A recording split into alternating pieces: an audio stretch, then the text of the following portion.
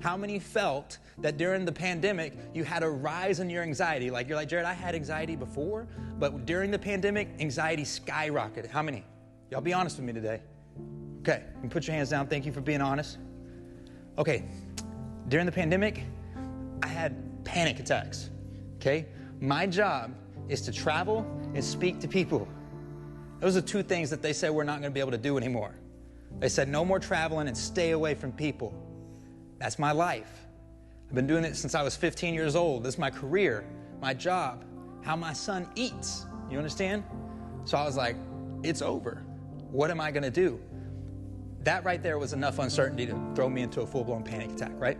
Anxiety comes from uncertainty, and uncertainty comes when there's a choice or a decision that you have to make, and I didn't know what to do. And then I looked outside, and I saw that nobody knew what to do. Nobody knew what we were going to do.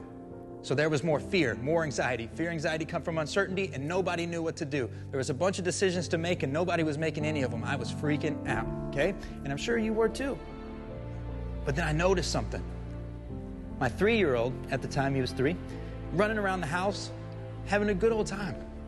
He was in his Batman cape, and he was running around, jumping, playing one day. And I remember thinking to myself, how's he so happy?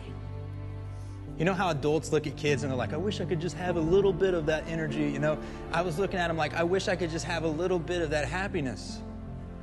To me, it was like the world was ending outside, but to my son, he was just playing, having a heyday. And then I realized something. From his perspective, me not being able to travel and leave the house and speak was a good thing. It meant I could stay home and I could play more. So I was like, you know what? I can continue to look at the situation from my perspective, which was panic, or I could shift my perspective to my son's perspective, and I could play with him. I could get closer to him. I could be a better father. So I did. I shifted my perspective to my son's perspective, and I did become a better father.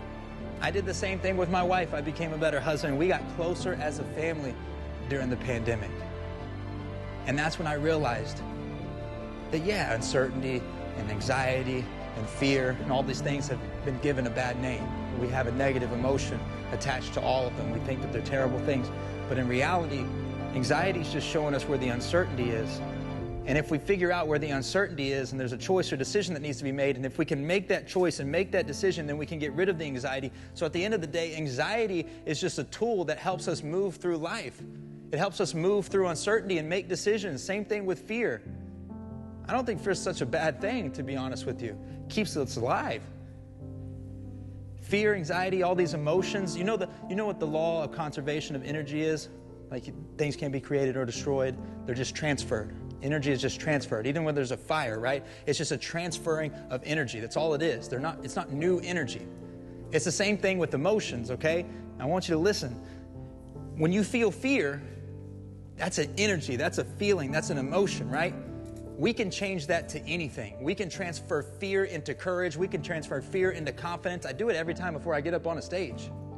You could use that fear and transfer it into courage, into confidence. And as a leader, you're going to have to get really good at doing that, because you're going to be put in a lot of emotional situations. And people are going to come to you with their problems, with their emotions, and you're going to have to know how to transfer that energy into something positive.